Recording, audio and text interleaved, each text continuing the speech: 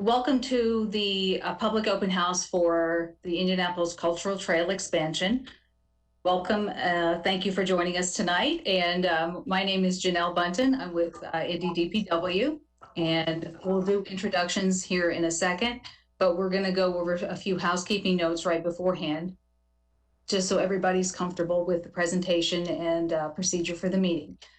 We would like you to please stay muted during the presentation, and you can put questions in the chat function anytime during the presentation. When the presentation is complete, we'll go through those questions and take other questions at that time, but feel free to put them in the chat during the presentation, and then we will go over those questions at a designated time after we finish our presentation. For those of you watching the open house on channel 28 tonight, you can email questions to me and they will be read during the Q&A portion as well.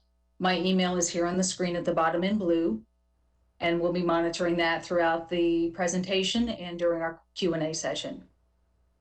Getting back to our introductions tonight, I want to introduce our guests from the Indianapolis Cultural Trail.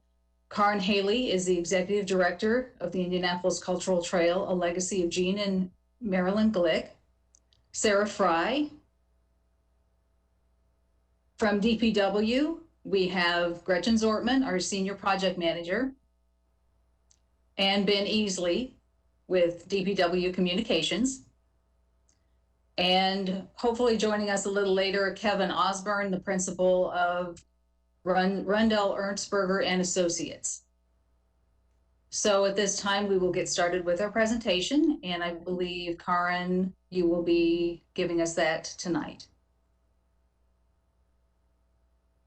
Thank you, Jenelle, and thank you everyone for tuning in this evening. Here's our agenda for what we're going to cover. Really, it's about the who, what, where, why, and how is what we're going to cover about the first expansion of the Indianapolis Cultural Trail, a legacy of Gene and Marilyn Glick. So we'll just dive right in, and as Jenelle said, you can type your questions in the chat, and we'll get to those at the end of our session tonight. Next slide. So a little bit about the background of the Indianapolis Cultural Trail, a legacy of Gene and Marilyn Glick. It is currently an 8-mile linear park in downtown Indianapolis. The original vision for the Cultural Trail was to connect the downtown's cultural districts and to make that into a beautiful journey that includes art and nature and really connecting people to each other and to our city along the way, and do that in a way that is inspiring and is beautiful and is a place that people want to be. And so with this expansion, we are going to be expanding that to 2 different areas. And with that also comes not only the connection the Cultural Trail provides, but the accessibility, the safety, the pedestrian and bicycle connectivity, being available for people 24 hours a day, 365 days a year, and really just expanding the Cultural Trail to more communities in our downtown area. And then just as a FYI, we work very closely with the Department of Public Works, but Indianapolis Cultural Trail, Inc. is a nonprofit organization. And so we're responsible. I manage a team of people of about 12 people who takes care of the trail every day. We do everything from picking up litter to changing out light bulbs when they need to be changed out, but also thinking about new and creative ways for people to continue enjoying the Cultural Trail and working with adjacent partners and community organizations. So a little bit about the trail itself, our organization, and again, we work in very close partnership with the city to do all these things. So if you're not familiar with the Cultural Trail, here is a picture. People see things and think different things with the Cultural Trail, but wanted to show for this meeting tonight exactly what we mean when we say the Indianapolis Cultural Trail, a legacy of Gene and Marilyn Glick. So this particular section is on Massachusetts Avenue on the 800 block, and you can see what we call in Cultural Trail speak a bike path on the left, if you're looking at the screen, and a pedestrian area on the right with the trail lights and pavers that are hopefully well recognized. So why is the Indianapolis Cultural Trail expanding? This really goes back to questions that we received from all over, and you can move to the next slide, Gretchen, when we celebrated the ribbon cutting and the grand opening of the Cultural Trail back in 2013. We received questions about, well, are you expanding? And where are you going to go next if you're going to expand? And we said, let's see how we do with managing this beautiful 8-mile trail before we determine what's next. But really, what we know about the cultural trail is that it connects people, and it not just connects individuals who use the trail and connects you to where you want to go or where you might need to be, but it connects neighborhoods, it connects cultural amenities, it connects us to the city's culture, and really also provides so many quality of life benefits, that some of which are measurable, some of which are not. A safe place to be outside, few people abreast, separated from traffic. You feel much safer if you're on a bike or walking. If you're on the Indianapolis Cultural Trail, than you do really, or at least for me, than I do if I'm on a typical city sidewalk. And then also thinking about how we can take that connection even farther by not just connecting you places and to people on the cultural trail, but how we can connect you to art and nature and culture and really all that our city has to offer, and that our community has to offer. So connection is really a key word that we say a lot in our team, but it really rings true for so many different elements of the cultural trail. So where are we expanding this connection for our city? We're doing it in two very different places, because geographically they're very different. The first is, if you think about the northwest side of downtown Indianapolis, Indiana Avenue and 10th Street is one of two places we are expanding right now. And the second one is South Street. So that is indicated, the green line of South Street and blue line for the Indiana Avenue 10th Street. And the dark line is obviously the map of the Indianapolis Cultural Trail as we know it today. So we're going to talk a little bit more about those two segments in a minute, but just wanted to kind of give a bird's eye view as to what this means for the larger, kind of Indianapolis region as we think about connectivity and connecting people and places with the cultural trail. You can see that the parks and greenways that are kind of on the outskirts of the cultural trail, and some of those that are planned. And so it's all about using the cultural trail as, once you get into downtown, if you're coming and connecting to downtown through some of these other greenways and trails and bike lane connections, that you can then safely navigate through the downtown, through the cultural districts by using the cultural trail. So a little bit more details about Indiana Avenue and 10th Street. Some people are visual and some people are oral. So we've got this specifically listed here, and we'll go to a map next. But right now the cultural trail is on Indiana Avenue for about a block between St. Clair Street and Blackford Street. So with this connection and this expansion, we're going to expand both north and south along Indiana Avenue. The south expansion on Indiana Avenue will continue where it is today, on the north side of Indiana Avenue, right by the Urban League, and continue south down the 700 block to meet to the front door of the Madam Walker Legacy Center, and will terminate at West Street. It will also move north, and at St. Clair and Pecos and Indiana Avenue Street, we will be transitioning, adding a traffic signal and a safe pedestrian crossing to the south side of Indiana Avenue, where the trail will continue north until it gets to 10th Street, and then it will continue to head west on 10th Street, staying on the south side of the road to connect to the planned 16 Tech Innovation District Bridge right there at Riley Avenue, Riley Hospital Drive. So next we have a mapped, so this is always easier, I think, to look at. The yellow again is the existing cultural trail. You can see how it is on Indiana Avenue for just a little bit, and then the orange headed down closer back to downtown, headed south, shows it going to the Madam Walker Legacy Center. And then if you are looking heading north, the orange line shows connecting to up Indiana Avenue to 10th Street, and then heading west to the expansion or the planned 16 Tech Bridge. So next slide. So this section, this expansion segment, it is connecting so many different things and connecting so many different people and places. The city is investing a lot in trails around this area. And so with this expansion, we're going to be connecting several trails, all kind of in this area, in this district. And it's also about, connecting people safely, and we will be safely connecting people, or building a way for people to safely connect to the north side of 10th Street.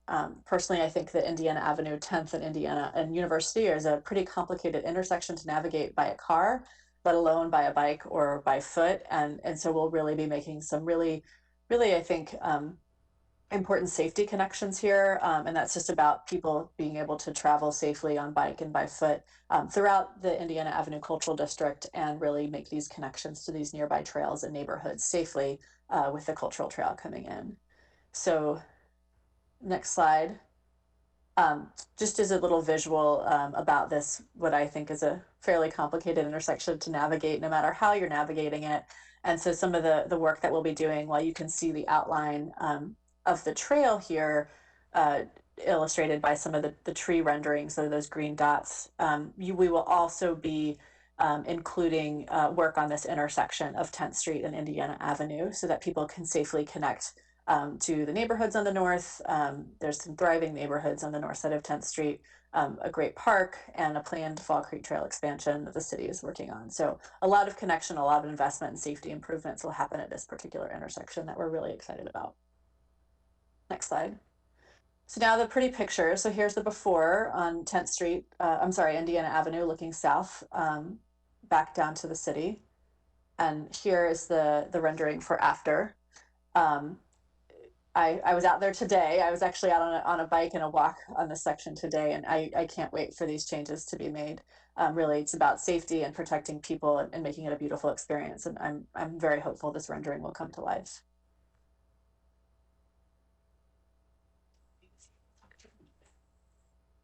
I'll talk to you a little bit.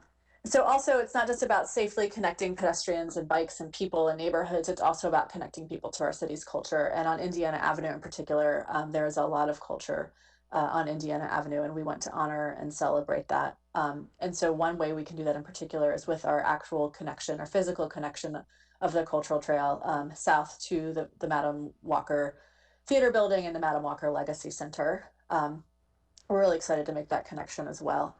So if we want to go to the next one, here is a rendering of what is in design for connecting to the walker. And you can see we're making it a lot safer for people to approach the walker from a pedestrian and bike standpoint. Safer meaning protecting them from cars and widening the way that which you could do that. So next slide. So South Street. So switching gears to the south part of our downtown.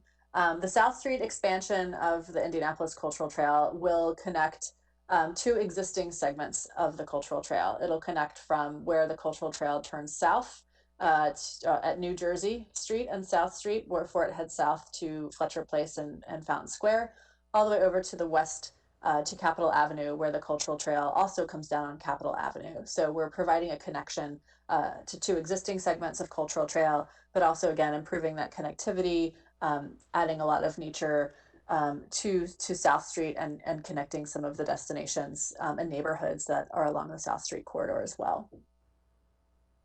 And a map of that for you.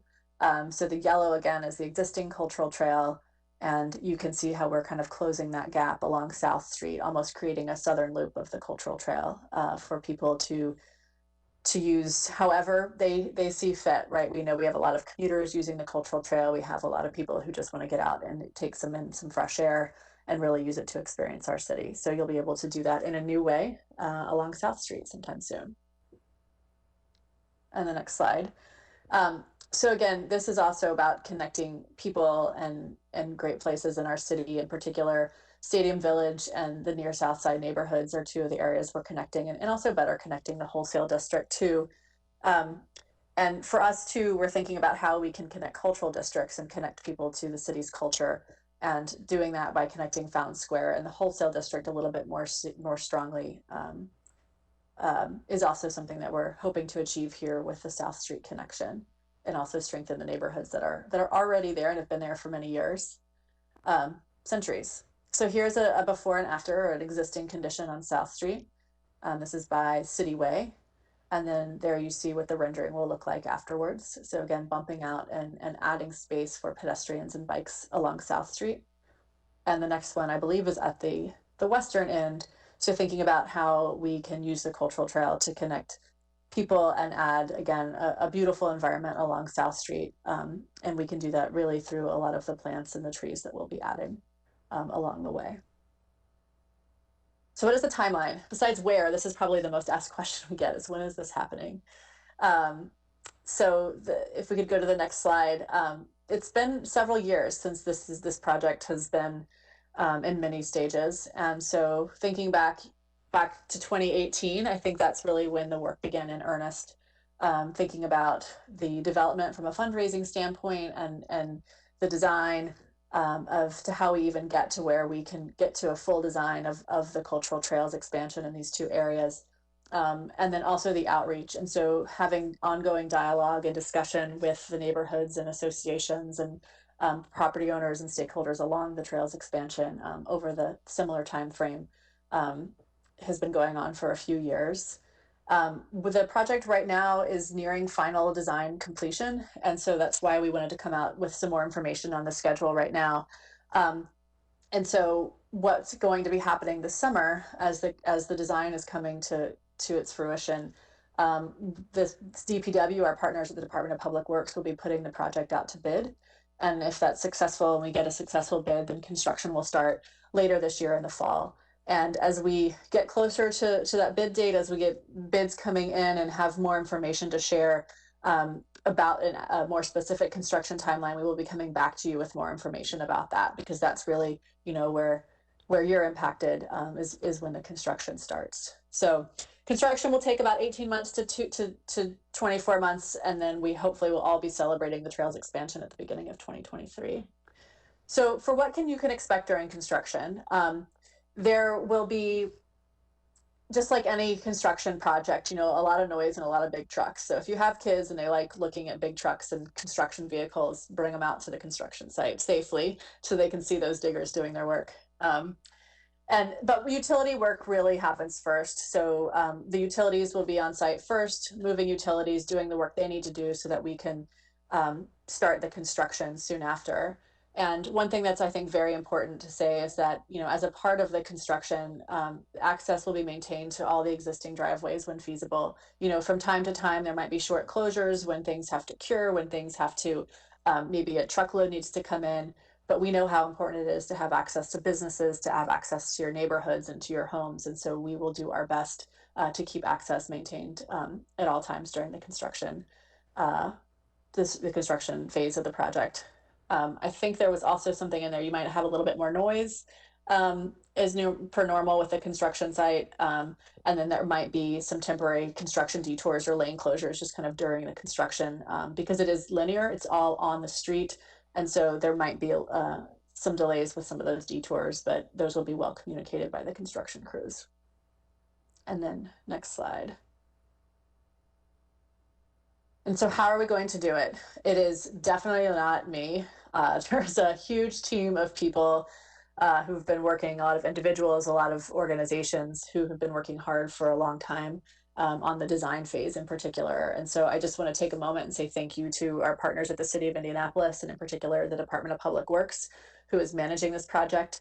The cultural trail is all built in the public right-of-way, and without their partnership, the cultural trail would not at all be possible. So thank you to DPW and for your leadership and support with this. Similarly, Rundell Ernstberger Associates, they are our lead designer. They were the lead designer on the original cultural trail, the first 8 miles, and have continued to be our partner in continuing the design for the expansion. So we have, again, a lot of logos on here, but this is an example of the many partners and companies that are working behind the scenes on the design.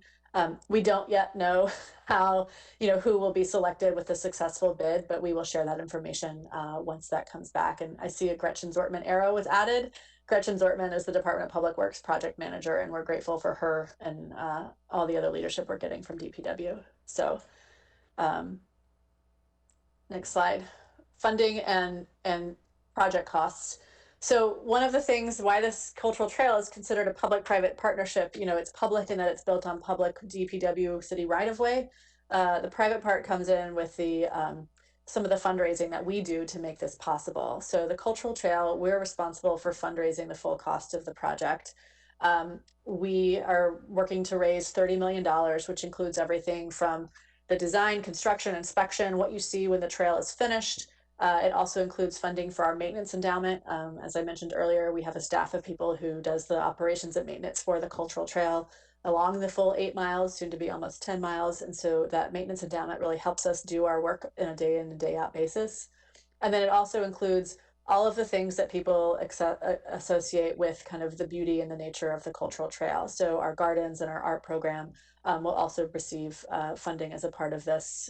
They're all a part of the cultural trail expansion. So it's an all-in for us, but it's something that we take great pride in doing, and are grateful for our partners who are helping us from a funding standpoint. We've received very generous support from many of the foundations and philanthropic organizations in our community to support this project.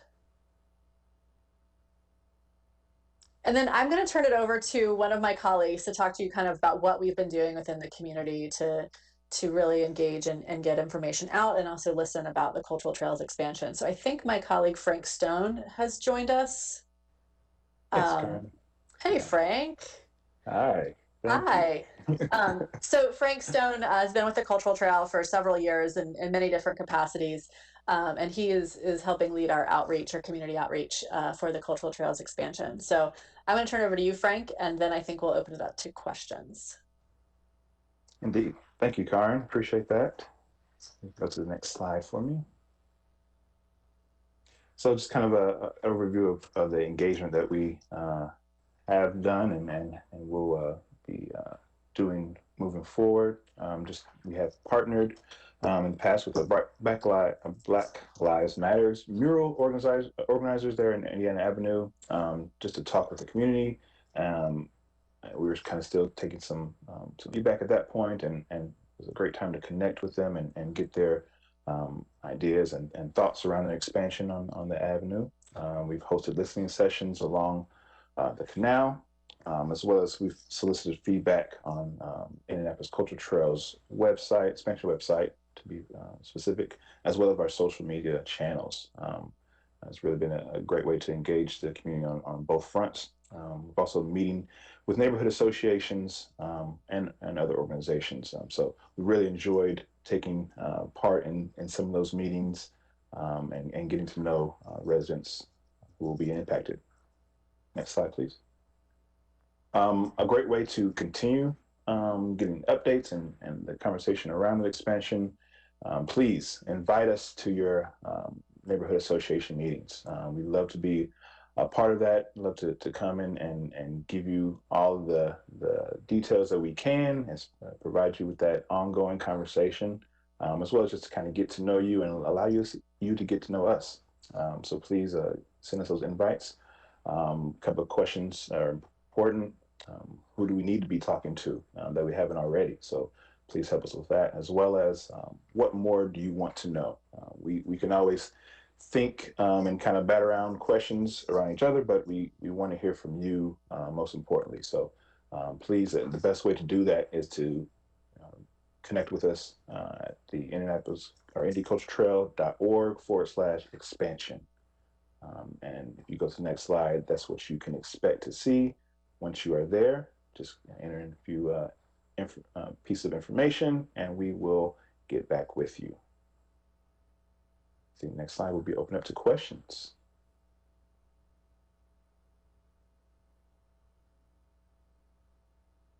Kären, we do have one question. It's are there any additional improvements being considered for the underpass on South Street between Delaware and Pennsylvania? Good question.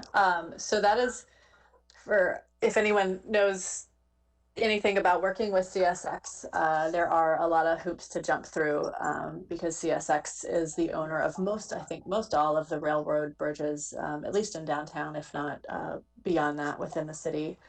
So we are working closely with them to share the plans for the trail itself going underneath the bridge.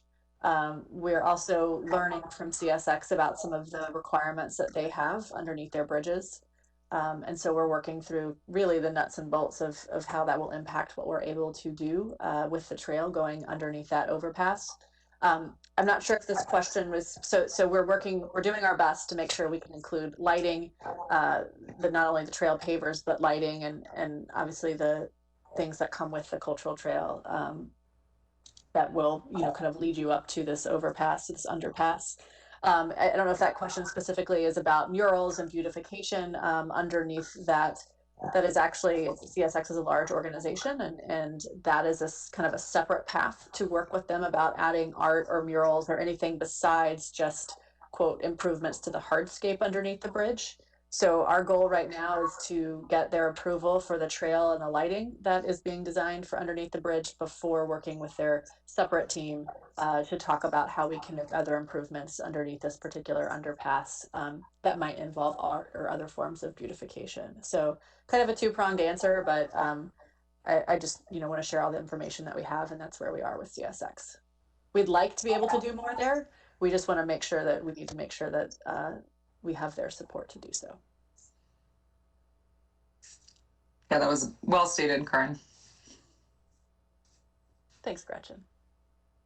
Yeah, I was like, well, I don't really have anything to add. We're making great improvements to lighting, safety, I think, is key focus there, along with connectivity to both sides. So excited about that. So another question is, are you staying on the south side of South Street the whole way? We are. We will stay on the south side of South Street from New Jersey all the way over to Capitol Avenue.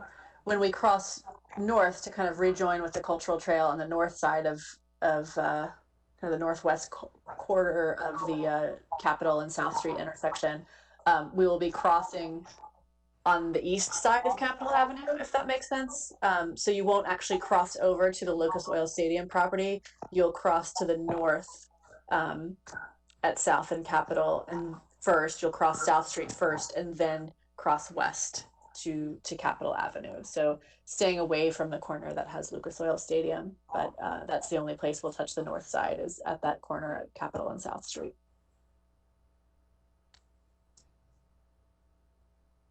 All right, we have a question that which section of the trail will start first. So I think I can address that. So that really is based on when we put this out to bid later this summer, early fall of this year. It's up to the contractor. And so kind of how this works is once it's out to bid and it's awardable, the contract then will provide us, contractor will provide us with a schedule. We'll then kind of dictate based on several things, which include utility coordination, procurement of supplies, just kind of their personal schedule and where they have subcontractors to do work in that schedule. So we do not have more information on that right now. But when we get it, we will get back. Share it. Yeah. We will share it. We know that's really important information for everybody. I see a question about, will the trail dead end at the corner of Indiana Avenue and West Street, or will it lead to bike connections similar to where it ends at Virginia and Prospect, bike lanes on Prospect and the cycle track on Shelby? So right now it will terminate. It will be kind of a terminus at the end of West Street. We do, as many of you I'm sure are aware, know that there are there's bike lanes on Michigan Street, which is literally about a half block away from Indiana Avenue. So we're thinking about how do we communicate that with people, that you can cross onto the sidewalk and connect to the bike lanes that are literally within view on Michigan Street when you're at Indiana Avenue and West Street. But until I think that there are significant maybe traffic calming measures that are able to be implemented on West Street, right now we're going to stop at West Street. So there'll be signage, there will be opportunities. We will alert people as they travel down Indiana Avenue to get to West Street that is a terminus of the trail, and you'll need to turn around when you get there, or you can potentially head to the Michigan Street bike lanes along West Street.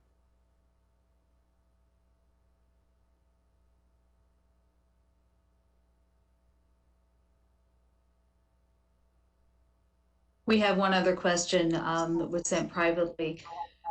To address the dead end, could you widen the sidewalk on the the west side of West Street to the Michigan Street bike lane through IUPUI? I think that's definitely a conversation we can have with IUPUI. I'm not 100% clear who is the property owner of that. I think it looks like it's IU, but I'm not 100% sure if that property owner is IU or if it's DPW.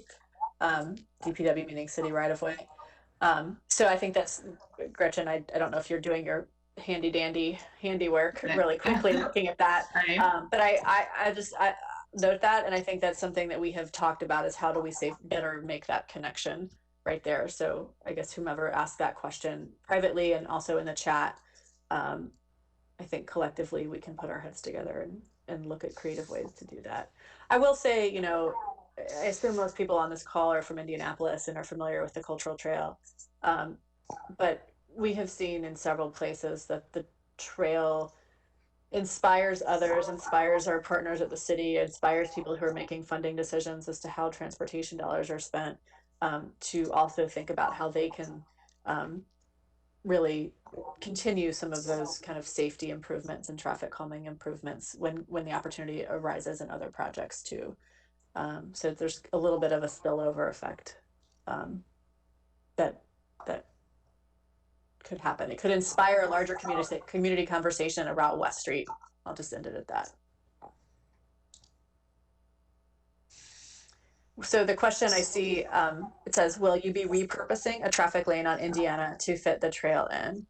I'm going to lean on you a little bit for this, Gretchen, but in some places along Indiana Avenue, yes, we will be repurposing a traffic lane, and the cultural trail, like in so many other places where the trail is, will take that lane of traffic and really, I like to say, give it back to bikes and pedestrians. And so that will be happening, I think, in some parts of Indiana Avenue, but not all parts of Indiana Avenue. Is that correct, Gretchen? For the majority of Indiana Avenue, yeah, we will essentially be taking a travel lane out. There's additional space in the center of Indiana Avenue as you go from Lake Street and then approach, let me think about this, Blackford to the south. And so we'll kind of just be utilizing or capitalizing on the additional space.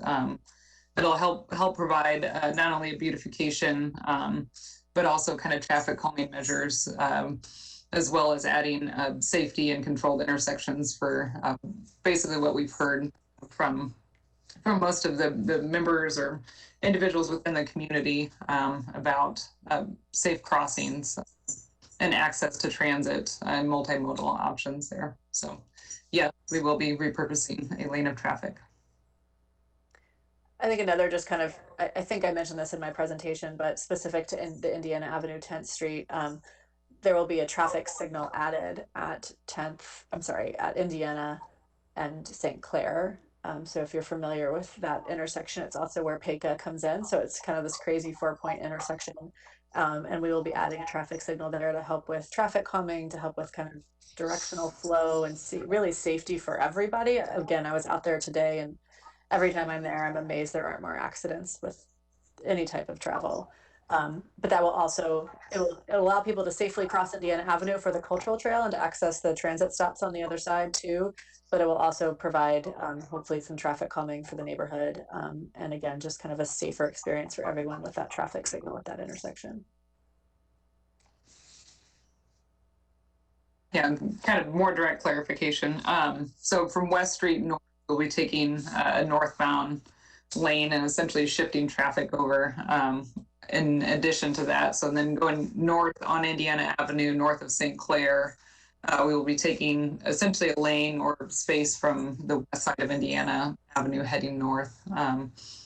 We've been able to add 88 parking spaces, just bump out transit stops that are actually compliant. And so I'm super excited about this, especially the improvements at 10th and Indiana.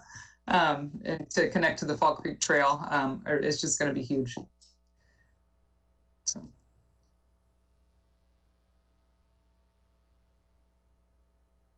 And now is where I start my theme music.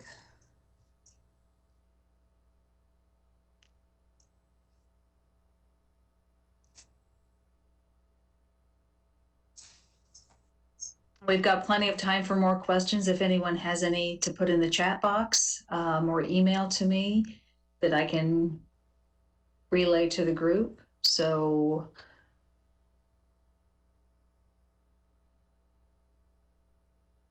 I would just encourage people to say, if you is that a new one? Will the turn arrows be added at Indiana Avenue and University? Did we already answer that one?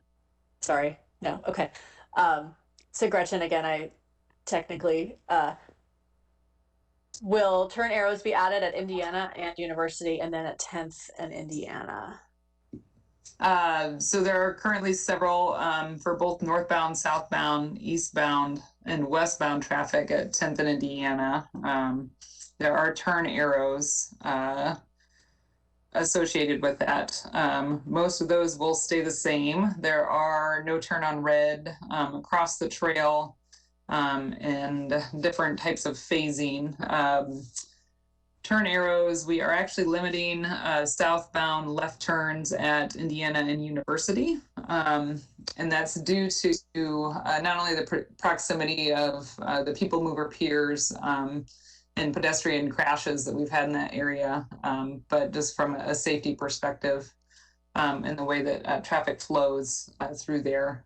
There currently are few southbound left turn, if you guys speak traffic languages. So if you're heading southbound on Indiana, trying to take a left onto University, we are restricting the northbound on Indiana. So as you approach 10th Street, there is a small right turn there that we are actually adding an additional pedestrian island and closing off that right turn.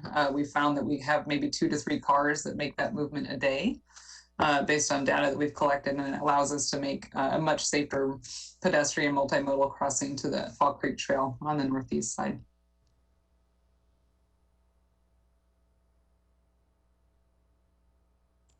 Do you think that answers that? Kären, I can't hear you for some reason. I saw another question about someone who missed some of the presentation. I think we'll post this online. The whole presentation will be posted online. It will also be viewable on channel, it's not 16 anymore, is it? But channel 16, where it's being 28. Thank you. For it's being viewed right now. And then Mr. Aronson, we have a kind of a high level overview of the plans on our indieculturaltrail.org expansion website, but we would be happy to schedule time with you to go over those plans about the intersection at 10th and Indiana in more detail, because we don't have like the actual like very detailed level engineering plans on our website. It's more of a high level, this is where it's going. But Gretchen, his second part of this question is, I'm curious what the change at 10th and Indiana will be. So I think we might have gotten through that. But I also want to make sure we're answering your question. Yeah, so I can kind of explain that. So if you are in a vehicle, so I guess I could talk about it from a vehicle perspective and then talk about, maybe I should start actually with the trail. So as the trail wraps around Indiana and heads west onto 10th Street, we are making a large connection. So we are eliminating a single lane of northbound traffic on Indiana Avenue, and so shortening the distance of the crossing from the cultural trail to the east side leg. And then as you go ahead. Are you able to go back? I don't have control of the slides. Are you able to go back to that rendering, which just kind of I put my Zortman cursor on here. I don't know if you guys can see the arrow. Sorry.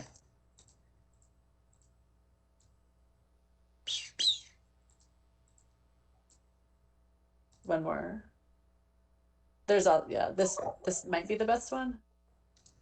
I think so. Can you guys see the cursor as I move it across the screen? Sorry, I'm not. No. Right there. So we'll be going, and I don't know if I can move this. Is it going to let me move it? Oh, it is. Maybe. We'll be crossing from the cultural trail over to Indiana on what we would call the southeast corner. And then at that point, we'll be making what we call a 2-phase crossing. We'll be going north and widening the median to a 14 to 16 foot wide pedestrian refuge island. And then heading west on the island, and then having a essentially second crossing phase to the north side or northeast side. You guys moved with me as I went through that. Sorry, I'm trying to see what everybody else is seeing versus what I'm seeing on my screen. And then the Fall Creek Phase 2, which is actually going to be bidding this September, and in construction next year, will be connecting the Fall Creek Trail down to the northeast corner of this intersection. And so we will have a complete greenway connection from 10th and E in Indiana, from the Cultural Trail to the Fall Creek Greenway, to the Wapahani or White River Trail, but the Fall Creek Trail will now connect completely up to Fort Bend with a separated greenway. So very excited about that. Gretchen, can you remind me, are we doing anything else are we touching anything from a construction standpoint on the west side of that intersection? Are we touching that little triangle that's there at all? So down, yeah, the triangle right where it says Gretchen. What is that? I can't get it to change to another cursor. I don't know if I could. I might be able to pin drop this. Hold on. Sorry, I'll just get this out of the way. Escape. Yes, so we are changing this intersection. Red probably is not the best choice of color, if you can see. So we're limiting the turn movement here. So the cars will now be able to make a right, and then taking out a northbound travel lane as you go kind of north through Indiana Avenue. And it'll allow us to shorten the pedestrian crossing while we are also widening the median. And then we are eliminating also, there will be a right turn capabilities, but taking out this right turn lane to actually allow for a much wider sidewalk and kind of pedestrian plaza space as you kind of enter into that northeast segment or corridor. Connect to the Fall Creek Trail. I have no idea how to get my cursor out of here, but that's okay. Does that explain that fairly well? Hopefully. I think the visual was good. Thank you for that suggestion, Mr. Aronson. A question from Mr. Gibble about, will there be a full separation between bikes and pedestrians along South Street, specifically between Delaware and Capitol?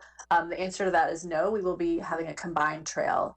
Again, in cultural trail speak, that's where the pedestrians and the cyclists, they're not separated on different pathways. They're combined into one segment. So we will have a combined condition of the cultural trail, specifically from Delaware and Capitol on South Street.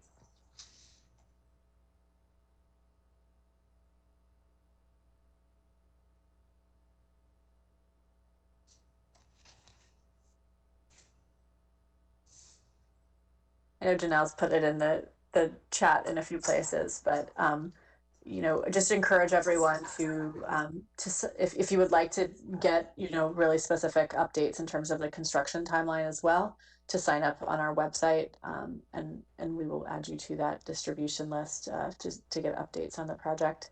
Do we have a picture of what will happen at Pecos, St. Clair, and Indiana? I don't think we do in this particular presentation, but we do have one. We spent quite some time with the Ransom Place Neighborhood Association, and so we have images from that meeting in particular that would be happy to walk through with you, Mr. Aronson, if you're interested in that. If you want to make sure we have your email, we can follow up with those specifically.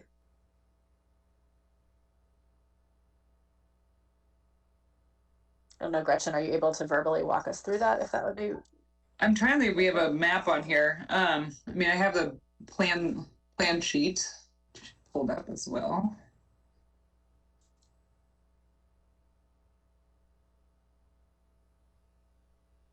It's going to allow me.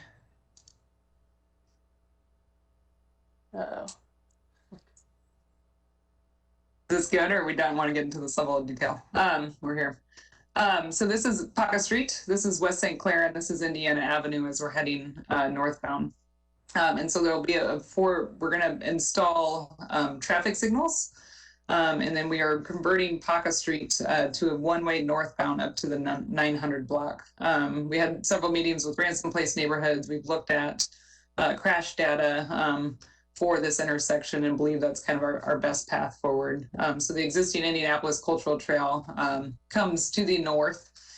So this being the north side. And then we cross west across Indiana Avenue and then proceed on the west side of Indiana Avenue as we proceed north.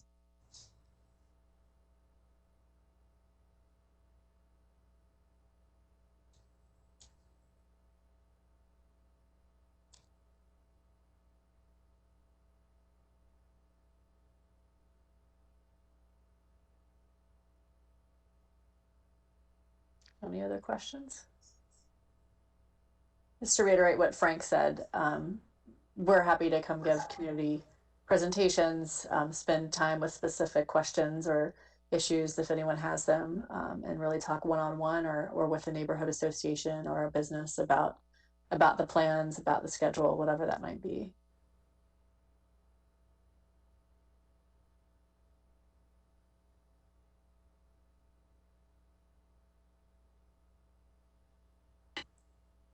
Gretchen, do we want to go over briefly the project timeline again, just as a reminder in this portion of this Q&A? Good idea. Yeah, I'm happy to. We are currently very quickly progressing through. We've got that slide, Gretchen, if you want to move to that slide too. You guys remember which number? It's other direction. You guys can look at the pretty pictures while we do this. There we go. So we are quickly progressing with our consultant, Rundell Ernstberger and Associates, and their wonderful team of designers as we kind of enter into what we consider the final phases of design and kind of wrapping things up. In that process, we are scheduled to bid August 12th of 2021. And depending on who bids for the project and if we find an awardable bid, that is within our price range, and for consultants that basically are bonded and insured to be able to do this type of work, we will start construction in fall of 2021. And so that construction schedule, we are estimating about 18 months right now for both phases. And it's really up to the contractor that does that. And so we can have an early opening and ribbon cutting in 2023. Cross our fingers, all goes well.